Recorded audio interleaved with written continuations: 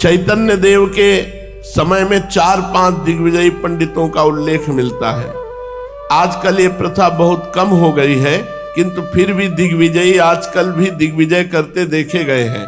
हमने 2 दिग्विजयी विद्वानों के दर्शन किए, उनमें यही विशेषता थी कि वे प्रत्येक प्रश्न का उसी समय उत्तर देते थे।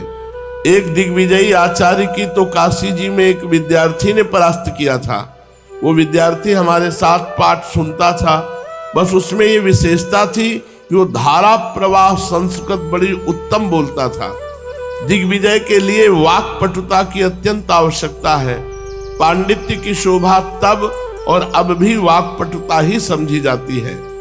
ऐसे ही एक कश्मीर के केशव शास्त्री अन्य स्थानों में दिग्विजय करते हुए नवद्वीप में विजय पाने के लिए आए। उन दिनों नवद्वीप विद्या का और विशेषकर नव्य न्याय का प्रधान केंद्र समझा जाता था। भारतवर्ष में सर्वत्र ख्याति थी नवद्वीप की, इसलिए नवद्वीप को विजय करने पर संपूर्ण पूर्व देश जीता हुआ समझा जाता था।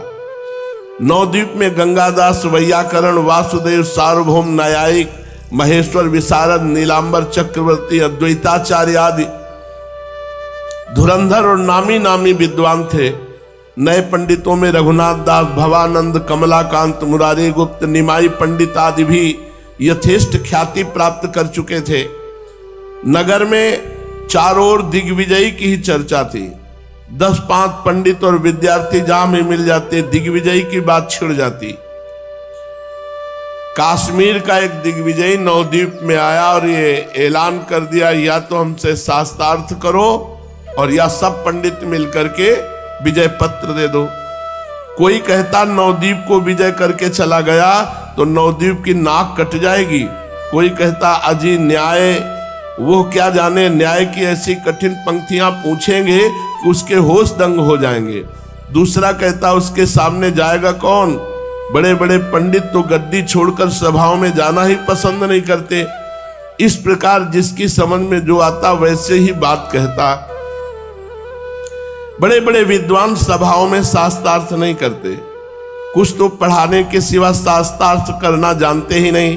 कुछ विद्वान होने पर शास्त्रार्थ भी कर लेते, किंतु उनमें चालाकी, धूर्तता, बात को उड़ा देने की विद्या नहीं होती। इसलिए चारों ओर घूम घूम कर दिग्विजय करने वाले जो वाक्पटु हैं उनसे लोग घबराते थे। कुछ अपनी इज्जत प्रतिष्ठा के डर से शास्त्रार्थ नहीं करते कि यदि हार गए तो लोगों में बड़ी बदनामी होगी। इसलिए बड़े बड़े गंभीर विद्वान ऐसे कामों से उदासीन ही रहते। विद्यार्थियों ने जाकर निमाई पंडित से बात कही कि कश्मीर से एक दिग्विजयी पंडित आया है। उसके साथ बहुत से हाथी, घोड़े तथा विद्वान पंडित भी हैं। उनका कहना है कि नदिया के विद्वान या तो हमसे शास्त्रार्थ करें, नहीं तो विजय पत्र में अपनी हार के दस्तखत कर दें। वैसे शास्त्रार्थ करने के लिए तो बहुत पंडित तैयार हैं, किंतु सुनते हैं उस दिग्विजयी को सरस्वती सिद्ध है। शास्त्रार्थ के समय सरस्वती उनके कंठ में बैठकर शास्त्रार्थ करती है। इसी से वे संपूर्ण भारत को विजय करके आए हैं। सरस्वती के साथ भला कौन शास्त्रार्थ कर सकता है। इसलिए उन्हें बड़ा भारी अभिमान है। वे अभिमान में बार बार कहते मुझे शास्त्रार्थ में पराजय करने वाला पृथ्वी में पैदा ही नहीं हुआ। इसलिए नदिया के नवद्वीप के सभी विद्वान डर रहे हैं। विद्यार्थियों की बात सुनकर के निमाई पंडित ने कहा, चाहे किसी का भी वरदान प्राप्त क्यों न हो, अभिमानी का अभिमान तो भगवान अवश्य चूर्ण करते हैं। भगवान का नाम ही है मदहारी। वे अभिमान ही का तो आहार करते हैं। रावण, वेण, नरकासुर, भस्मासुर सभी ने घोर तपस्या करके ब्रह्मा जी और शंकर जी से बड़े बड़े वर प्राप्त किए। दर्पहारी भगवान ने उनके भी दर्प को चूर्ण कर दिया। अभिमान करने से बड़े बड़े पतित हो जाते, फिर दिग्विजयी पंडित क्या चीज है। इस प्रकार आप विद्यार्थियों से कह के गंगा किनारे चले गए। वहां जाकर नित्य गंगा में जल विहार किया और अपने साथियों के साथ बैठकर शास्त्र चर्चा करने लगे। इन्होंने दिग्विजयी के संबंध में छात्रों से पता लगाया कि वो क्या क्या करता है। एकांत में गंगा जी पर आता है या नहीं? यदि आता है तो किस घाट पर और किस समय? पता चला कि अमुक घाट पर संध्या के समय दिग्विजयी नित्य आकर बैठता है। निमाई उसी घाट पर अपने विद्यार्थियों के साथ जाने लगे। महामहिम निमाई पंडित एकांत में दिग्विजयी पंडित के साथ वार्तालाप करना चाहते थे। वे भरी सभा में उस मानी और वयोवृद्ध पंडित की हंसी करना ठीक नहीं समझते थे।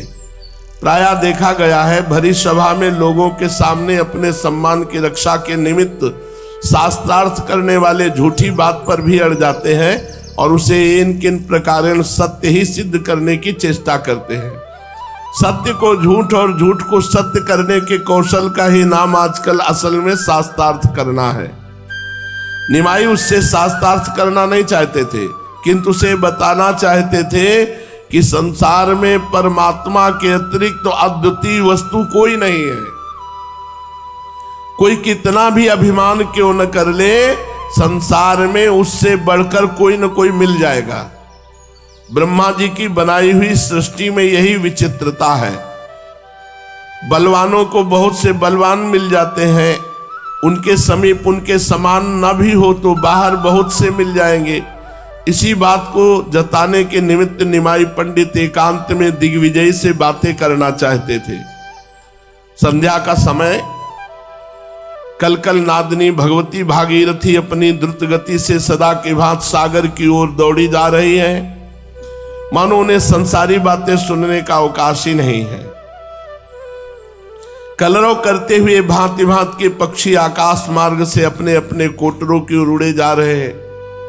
भगवान सूर्य अस्ताचल की ओर प्रस्थान कर रहे हैं।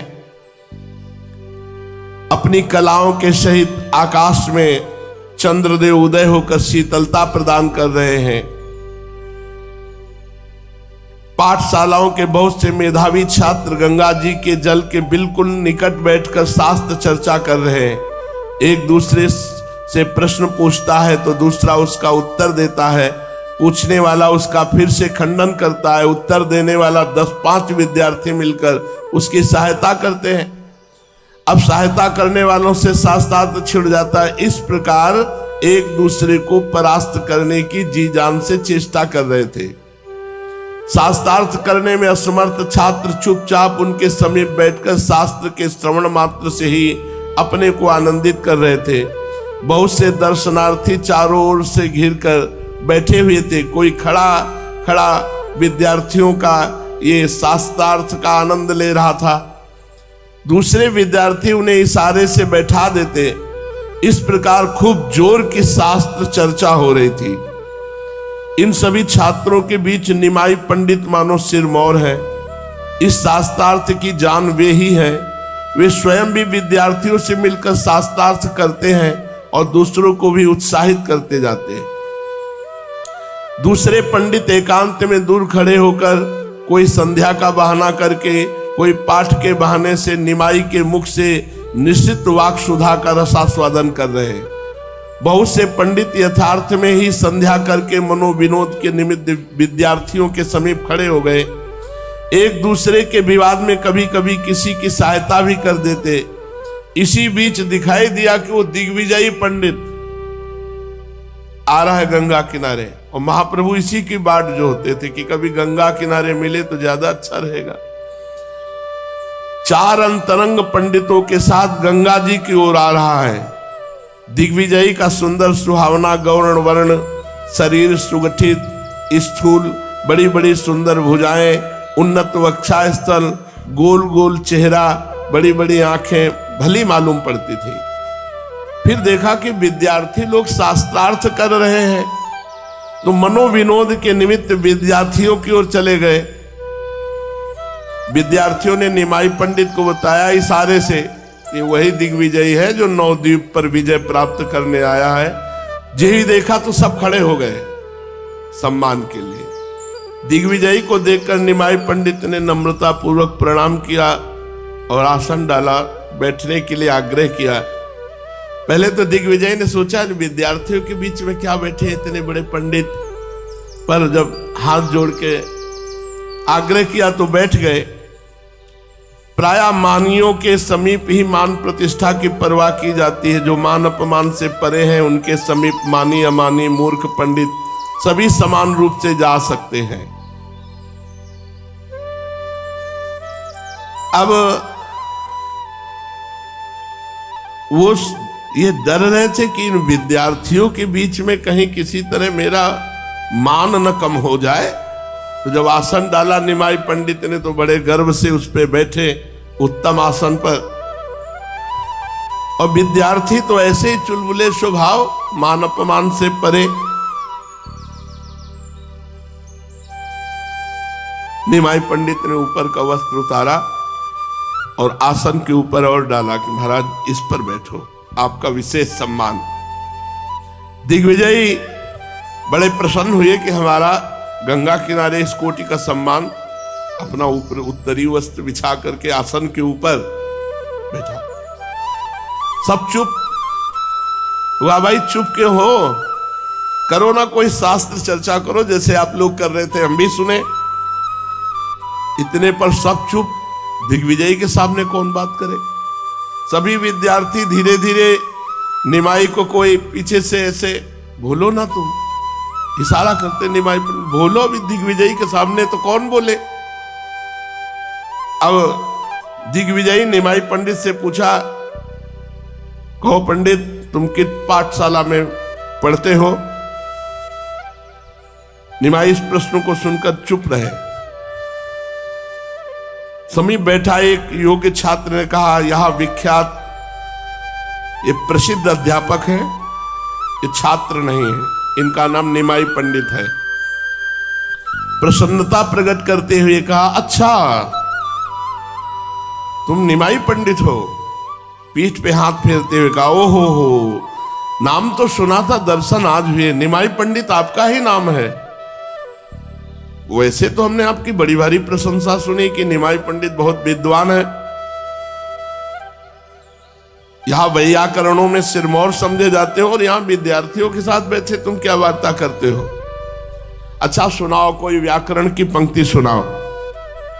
हाथ जोड़े हुए नम्रता पूर्वक निमाई पंडित ने कहा, ये तो आप जैसे गुरुजनों की कृपा है, मैं तो किसी योग्य भी नहीं, भला आपके सामने मैं सुना ही क्या सकता हूं। मैं तो आपके शिष्यों के शिष्य होने के योग्य भी नहीं। आपने संसार को अपनी विद्या बुद्धि से दिग्विजय किया है, आपके कवित्व की बड़ी भारी प्रशंसा सुनी है। ये छात्र मंडली आपके कवित्व श्रवण करने के लिए बड़े उत्सुक हो रहे हैं। यदि आप कृपा करें और आप कुछ सुनावें, कविता सुनावें तो बड़ा अच्छा रहेगा। दिग्विजय पंडित हंसने लगे। पास के 2-4 विद्यार्थियों ने कहा, हाँ महाराज, हाँ महाराज, आप जरूर हम लोगों की इच्छा पूर्ण कीजिए। सभी लोग बहुत उत्सुक हैं आपकी कविता सुनने के लिए। अब तक दिग्विजयी को नदिया में अपनी अलौकिक प्रतिभा और लोकोत्तर कवित्व शक्ति के प्रकाशित करने का सुअवसर प्राप्त ही नहीं हुआ था। उसे प्रकट करने का सुअवसर समझकर बड़े गर्व से, तुम लोग जो सुनना चाहो वही बोलो, क्या सुनना चाहते हो। इस पर निमाई पंडित ने कहा कि यहां भगवती भागीरथी के तट पर बैठे हैं, तो कुछ गंगा जी की महिमा आप वर्णन कर दीजिए। ये सुनते ही दिग्विजयी धारा प्रवाह गंगा जी के महत्व के श्लोक पर श्लोक, नवीन श्लोक, तुरंत सभी श्लोक नवीन थे, उसी क्षण उनकी रचना हुई थी। सब विद्यार्थी मुंह की तरफ देख रहे थे जैसे सरस्वती स्वयं बोलती जा रही हो। और ऐसा नहीं कि एक श्लोक बोलने के बाद ठहरे फिर सोच के बोला, नहीं, धारा प्रवाह जैसे कोई कंठस्थ किए हो। और नवीन रचना, इतनी जल्दी बोलते जा रहे थे श्लोक, सब विद्यार्थियों के मुंह खुले रह गए कि इतना तेजस्वी, इतना बुद्धिमान, इतना जोर का कवित्व। सब आश्चर्यचकित होकर दिग्विजयी की ओर देखने लगे कि वास्तविक इसको परास्त करना किसी के बस की बात नहीं। सभी के चेहरों में महान आश्चर्य था। इतनी विद्या बुद्धि वाला पुरुष आज तक कभी देखा ही नहीं था। विद्यार्थियों के भावों को देखकर दिग्विजयी बड़े प्रसन्न हो रहे थे। अब उनको क्या पता था कि हमसे भी ज्यादा यहां कोई बैठा हुआ है। निमाई को तो पहले तो विद्यार्थी समझ रहे थे, फिर बताया कि भाई पंडित है, तो पर ये नहीं समझ पा रहे थे कि हम जो हैं सरस्वती सिद्ध है, तो सरस्वती को जो बुद्धि प्रदान करते हैं वो ये है। भगवान श्री कृष्ण सरस्वती को भी बुद्धि प्रदान करते हैं। एक घड़ी भी नहीं हुई 100 से अधिक श्लोक रच के सुना दिए। 24 मिनट में 100 से अधिक श्लोक रच के गंगा जी की महिमा के सुना दिए और चुप हो गए। सन्नाटा छा गया, मानो दिग्विजयी के काव्य रस से प्रभावित होकर के सब मूक हो गए। वाह! अब नीरवता भंग करते हुए मधुर और गंभीर स्वर में निमाई पंडित बोले, महाराज, हम सब लोग आज आपकी अमृतमयी वाणी सुनकर कृतार्थ हुए। हमने ऐसा अपूर्व काव्य कभी नहीं सुना, ना आप जैसे लोकोत्तर कवि के ही कभी दर्शन किए। आपके काव्य को आप ही समझ भी सकते हैं, दूसरे की सामर्थ्य ही क्या है। ऐसे सुललित काव्य को यथावत समझ ले। इसलिए इनमें से किसी एक श्लोक की व्याख्या और गुण दोष हम सुनना चाहते हैं। कुछ अभिमान के साथ हंसते हुए दिग्विजयी ने कहा, केशव कमनी की कविता में गुण दोष? कैसी बात कह दी? हमारी कविता में दोष भी हो सकता है। व्याख्या कहो तो कर दूं, गुण दोष की तो कोई बात ही नहीं।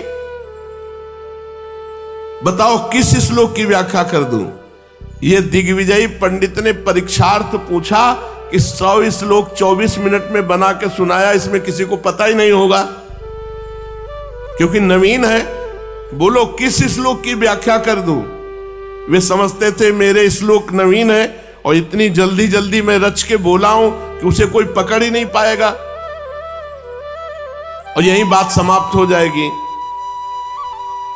उनको क्या पता था कि भगवान की अपार सामर्थ्य भक्तों में विराजमान रहती है। निमाई पंडित ने कहा कि महत्वम गंगाया सततमिद मा भाति नितराम यदेशा श्री विष्णुश्चरण कमलोत्पत्ति सुभगा द्वितीय श्री लक्ष्मी रिव सुर नरैरर्च चरणा भवानी भर्तुर्या शिरस विभवत्यद्भुत गुणा। इस श्लोक की व्याख्या करो जो आपने गाया। उसके ओठ सूख गए कि 100 श्लोक में से बीच का श्लोक इनको इतनी जल्दी कंठस्थ कैसे हो गया। निमाई के मुख से अपने श्लोक को यथावत सुनकर दिग्विजयी के होश उड़ गए। इतना प्रवीण कैसे कि जो मैंने रचना की उसके पूरे श्लोक के बीच में से एक श्लोक याद करके निकाल लिया और जैसे का तैसा। दिग्विजयी की श्री प्रतिभा कांति ये सब डाउन होने लगे कि होश उड़ गए उनको कि हमारी रचना में से पूरा श्लोक याद करके और हम धारा प्रवाह बोल रहे हैं। कुछ बनावटी उपेक्षा करते हुए कहा, पंडित जी आप बड़े चतुर हैं। निमाई जी से दिग्विजयी ने, मैंने इतनी जल्दी जल्दी श्लोक रचना करके बोला और उनके बीच में से आपने श्लोक को कंठस्थ भी कर लिया। निमाई धीरे से बोले, आपकी कृपा है, आपकी कृपा, ये सब आपकी कृपा है। हाँ, अब आप इस श्लोक के गुण दोष का वर्णन कीजिए। दिग्विजय ने कहा, ये अलंकार का विषय तुम वैयाकरण विद्यार्थी हो, तुम क्या जानोगे। इन्होंने नम्रता से कहा, महाराज हम अलंकार शास्त्र का यथावत अध्ययन नहीं किया तो भी सुना तो है, हम समझ जाएंगे, आप व्याख्या कीजिए। फिर अलंकार शास्त्र के ज्ञाता और बहुत से छात्र और पंडित बैठे हैं, उनको भी आनंद आवेगा। अब दिग्विजयी टाल मटोल न कर सके, अनिच्छा पूर्वक बेमन से इस श्लोक की व्याख्या करने लगे। व्याख्या के अंतर उपमा अलंकार और अनुप्रासादि गुण बताकर दिग्विजयी चुप हो गए। तब निमाई पंडित ने बड़ी नम्रता के साथ कहा, आज्ञा हो और आप अनुचित न समझे तो मैं इस श्लोक के कुछ गुण दोष की व्याख्या करूं। तो क्रुद्ध हो गए, मानो किसी सांप के ऊपर लात मार दिया गया हो। तो उन्होंने कहा, संसार विजयी सरस्वती वर प्राप्त दिग्विजयी पंडित के श्लोक में दोष, दोष कैसे तुम निकाल सकते हो? कौन साहस कर सकता है हमारे श्लोक में दोष निकालने का? बताओ इस श्लोक में क्या गुण दोष है? निमाई पंडित इस श्लोक की व्याख्या करते हुए कहा, बड़ा सुंदर श्लोक है। बोले बड़ा सुंदर श्लोक है, वैसे तो अगर हम निकालें तो सैकड़ों गुण दोष इसमें है, किंतु हम 5 गुण और 5 दोष आपको बता रहे हैं। दिग्विजय ने झुंझलाकर कहा, 5 दोष बताओ कौन कौन से हैं? निमाई ने सरलता के साथ कहा, पहला हम गुण बता रहे हैं। पहला गुण है शब्दालंकार। इस श्लोक के पहले चरण में 5 तकारों का महत्वम गंगाया सतत मिद मां भाति नितराम, 5 ता। इस शब्दालंकार बड़ी सुंदरता से आपने किया। तृतीय चरण में 5 रकार रा, द्वितीय श्री लक्ष्मी रिव सुर नरई रर्च्या चरणा, और चतुर्थ चरण में 4 भकार, भवानी भरतायाम शिरसी विभवत्यद्भुत गुणाः, 4 भा। बड़े भले मालूम पड़ते हैं शब्दालंकार तो क्या आपने। और दूसरा गुण पुनरुक्तिवादाभास। पुनरुक्तिवादाभास उस गुण को कहते हैं जो सुनने में पुनरुक्ति प्रतीत हो, दोबारा बोला गया हो, लेकिन पदों के 2 भिन्न भिन्न अर्थ हो।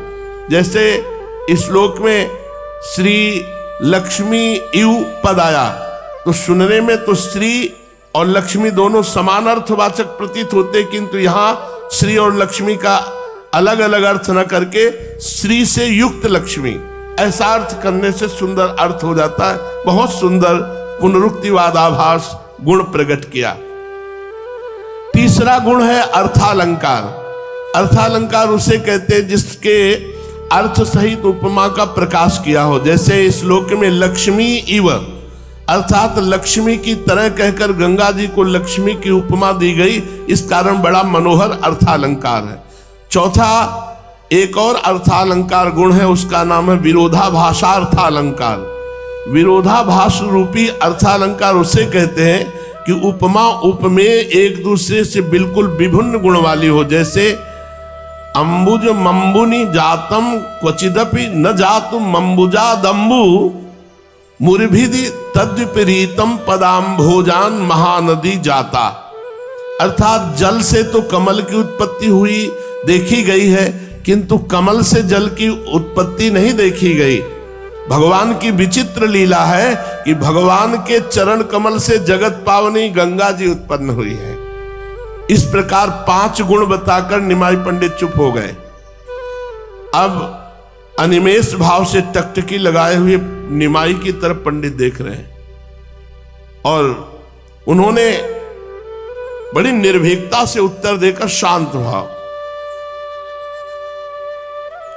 पंडित जो शास्त्री दिग्विजयी था, उन्होंने कहा कि गुण तो बता दिए, जरा दोष बताओ। निमाई पंडित कहने लगे, गुणों की भांति दोष भी सैकड़ों हैं, पर 5 बता सकता हूं प्रधान अभी। हाँ बताओ, क्या दोष हो सकते हैं हमारे इस श्लोक में? बोले एक अविमृष्ट विधेयांश दोष, उसे कहते हैं जिसमें अनुवाद अर्थात परिज्ञात विषय आगे ना लिखा जाए। ऐसा करने में अर्थ में दोष आ जाता है। आपके श्लोक का मूल विधेय गंगा जी का महत्व है, और इदम शब्द अनुवाद है। आपने अनुवाद को पहले न कह के सबसे पहले महत्वम गंगायाम, आपको कहना चाहिए इदम महत्वम गंगायाम। आपने कहा महत्वम गंगायाम इदम, ये अविमृष्ट विधेयांश दोष आ गया पहला। और दूसरा अविमृष्ट विधेयांश दो द्वितीय श्री लक्ष्मी यू इस पद में है।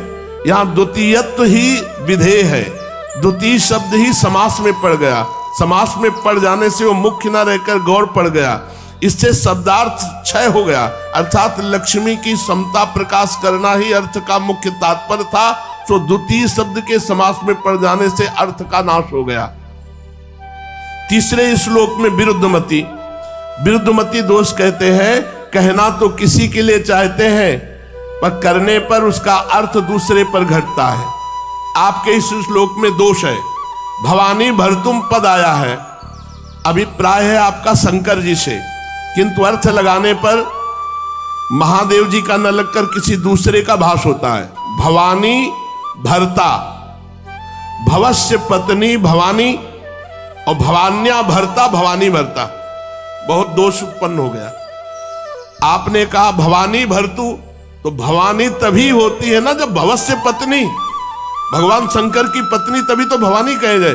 और भवानी से भरतु मतलब माता जी का दूसरा कोई पति है, क्योंकि भवानी शब्द तभी आता है जब भवस्य पत्नी भवानी, भगवान शंकर की पत्नी भवानी, और भवानी भरतु तो मतलब दूसरा कोई पति, भारी दोष उत्पन्न होता है। पंडित जी के ओठ सूख रहे, ये निमाई पंडित विद्वता और ज्ञान का खजाना है। बहुत भारी दोष आपने, विरुद्धमति दोष आपने उत्पन्न किया। और चौथा पुनरुक्ति दोष। पुनरुक्ति दोष उसे कहते हैं एक बात को बार बार कहना, या क्रिया समाप्त होने पर फिर उसे दोहराना। जैसे विभवती, क्रिया देकर विषय को समाप्त किया, अद्भुत गुणा विशेष देकर के पुनरुक्ति दोष कर दिया। पांचवा भग्न क्रम दोष। भग्न क्रम दोष कहते हैं 2-3 पदों में तो कोई क्रम जारी रहे, एक पद में वो क्रम भग्न हो जाए। आपके श्लोक में प्रथम चरण में 5 तकार, तीसरे में 5 रकार, चतुर्थ चरण में 4 भकार, लेकिन दूसरा जो चरण है उसमें कोई नहीं, इसलिए भग्न क्रम दोष हो गया। बृहस्पति की बात चैतन्य महाप्रभु बोलते चले जा रहे हैं, पंडित जी की लार सूख गई, ओठ सूख गए और मुंह खुल गया। इतना भारी सूक्ष्म दोष और गुण वर्णन। दिग्विजयी सर झुका के बैठ गए चुपचाप, और निमाई पंडित के एक एक शब्द उनके हृदय में सूल की तरह चुभ रहे थे। वो व्यथा न कर सके, एक भी शब्द न बोल पाए। सब विद्यार्थी ताली बजा दिए पराजय दिग्विजयी की, एक भी शब्द आगे नहीं बोल पाए। सब विद्यार्थी ताली बजा दिए।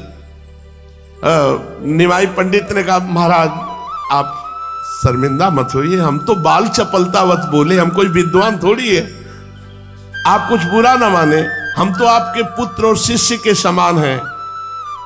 बहुत रात्रि व्यतीत हो गई, अब हम सब जा रहे हैं अपने अपने घरों को, आप भी पधारे, कल फिर दर्शन होंगे। आपका काव्य सुनकर बहुत अच्छा लगा, ऐसा निमाई पंडित ने कहा। हमें लगता है कालिदास, भवभूति, जयदेव आदि महाकवियों के काव्यों में भी बहुत से दोष देखे जाते हैं, इसलिए आपको इस दोष पर चिंता नहीं करनी चाहिए। और सब उठ करके विद्यार्थी अपने अपने घरों को, पंडित पूरी रात जागते रहे। यहां तो हम आए थे दिग्विजय करने, एक नवीन पंडित ने हमारा मुंह बंद कर दिया। अब हम कल दिग्विजय किससे करें?